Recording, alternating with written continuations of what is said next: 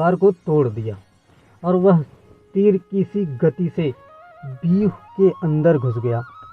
लेकिन भीमसेन, सात्विक और धृतद्युम्न उसके पीछे व्यूह में नहीं घुस पाए। उन्होंने कितना ही पराक्रम दिखाया, लेकिन जयद्रथ ने उनको रोक लिया और वहीं से अभिमन्यु अकेला रह गया।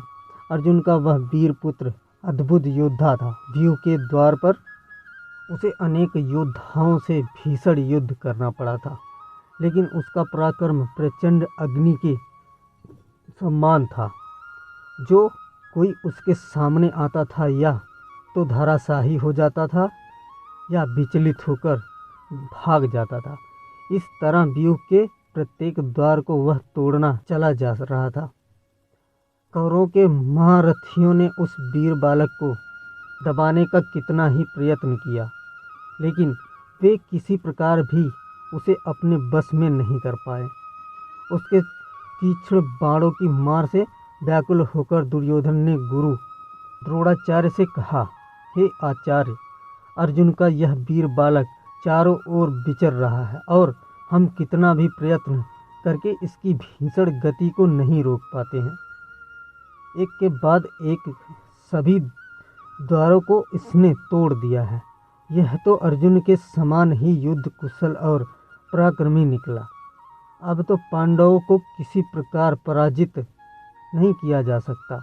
इसी प्रकार कर्ण ने भी घबराकर द्रोणाचार्य से कहा, हे गुरुदेव, इस पराक्रमी बालक की गति देखकर तो मुझको भी आश्चर्य हो रहा है।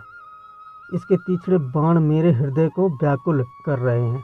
यह ठीक अपने पिता अर्जुन के समान ही है। यदि किसी प्रकार इसको ना रोका गया तो हमारी यह चाल व्यर्थ चली जाएगी। अतः किसी तरह से इसको चक्रव्यूह से जीवित नहीं निकलने देना चाहिए। द्रोणाचार्य अभिमन्यु की वीरता देखकर कुछ क्षणों के लिए चिंता में डूबे रहे। अर्जुन के उस वीर पुत्र के कर्ण, दुशासन आदि महारथियों को पराजित कर दिया था और राक्षस अलंबुस को युद्ध भूमि से खदेड़कर बृहद्दुल को तो जान से मार डाला था। दुर्योधन के सामने ही उसके बेटे लक्ष्मण को भी उसने मार डाला था। बड़े बड़े शूरवीर खड़े देखते रह गए और वह प्रचंड अग्नि की लपट की तरह सबको भस्म करता हुआ चक्रव्यूह को तोड़कर अंदर घुस गया।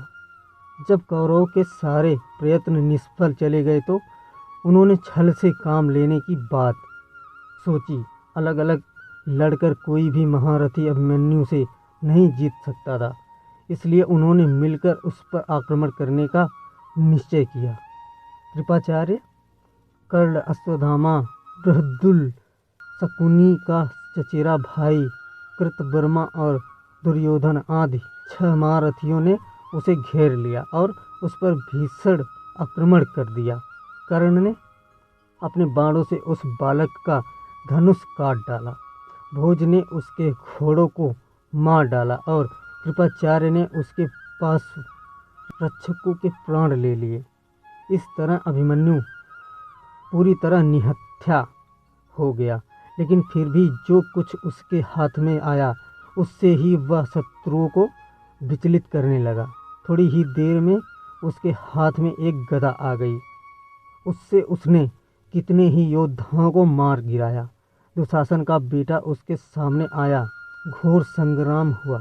अकेला अभिमन्यु 6 के सामने क्या करता। महारथियों ने अपने बाणों से उसके शरीर को छेद दिया। अब वह लड़ते लड़ते थक गया था। इसी समय दुशासन के बेटे ने आकर उसके सिर पर गदा प्रहार किया, जिससे अर्जुन का वह वीर पुत्र उसी क्षण पृथ्वी पर गिर पड़ा और सदा के लिए पृथ्वी से उठ गया। उसके मरते ही कौरवों के दल में हर्षध्वनि उठने लगी। दुर्योधन और उसके सभी साथी इस निहत्थे बालक की मृत्यु पर फूले नहीं समाये। किसी को भी उसकी अनन्य से की गई हत्या पर तनिक भी खेद और पश्चाताप नहीं था। जब अभिमन्यु की मृत्यु का समाचार पांडव दल में पहुंचा तो युधिष्ठिर शोक से व्याकुल हो उठा। अर्जुन की अनुपस्थिति में उन्होंने उसके लाल को युद्ध भूमि में भेज दिया था। जब उनके आने पर वे उसको क्या उत्तर देंगे, इसका संताप उनके हृदय को व्याकुल कर रहा था। भीम भी अपने भतीजे की मृत्यु पर रोने लगा। वीर अभिमन्यु की मृत्यु से पांडवों के पूरे शिविर में हाहाकार मच गया। संस्पक्तों से युद्ध समाप्त करके जब अर्जुन वापस आया तो वह दुखपूर्ण समाचार सुनकर मूर्छित हो उठा और अभिमन्यु के लिए आर्त स्वर से रुदन करने लगा। श्री कृष्ण ने उसे काफी धैर्य बंधाया, लेकिन अर्जुन का संताप किसी प्रकार भी दूर नहीं हुआ। प्रतिशोध की आग उसके अंतर में धधकने लगी और जब तक जयद्रथ को मारकर उसने अपने बेटे के खून का बदला न ले लिया, तब तक उसको संतोष नहीं आया।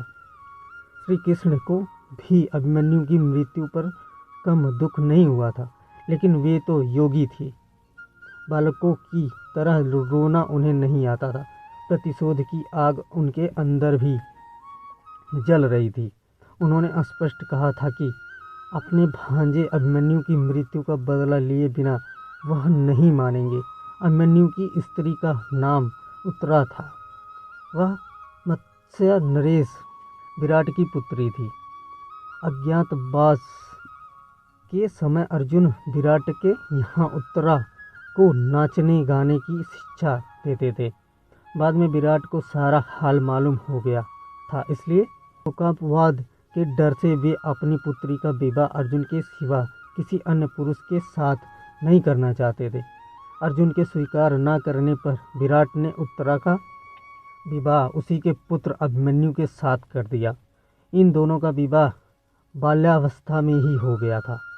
उस युग में बाल विवाह की प्रथा तो इतनी प्रचलित नहीं थी, लेकिन विवाह के पीछे राजनीतिक कारण निहित था।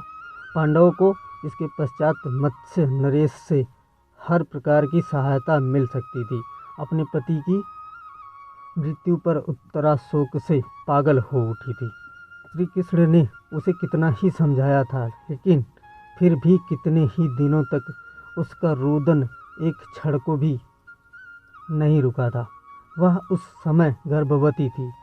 आततायी अश्वत्थामा ने पांडवों के वंश को समूल नष्ट कर देने के लिए इस गर्भस्थ बालक पर ब्रह्मास्त्र का प्रयोग किया था, लेकिन श्री कृष्ण ने उसे रोक लिया था और इस प्रकार श्री कृष्ण ने ही पांडवों के कुल की रक्षा की। निश्चित अवधि के पश्चात उत्तरा के गर्भ से बालक का जन्म हुआ। सभी कुछ क्षय हो जाने के पश्चात इस बालक का जन्म हुआ था, इसलिए इसका नाम परीक्षित रखा गया। यही पांडवों की वंश परंपरा को आगे बढ़ाने वाला हुआ।